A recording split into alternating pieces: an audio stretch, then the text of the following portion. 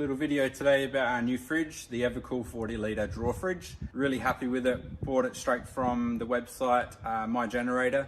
MyGenerator, the shipping was super fast. We've bought other stuff from them before, solar panels, electrical goods and everything. And like everything else, this was really fast and easy to buy.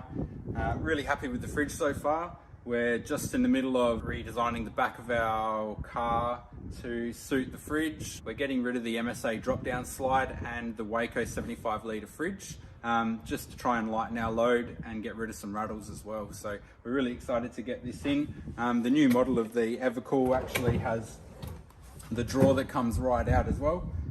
So the older model had a shorter drawer, so that's a really big step for making this fridge a lot more usable as well.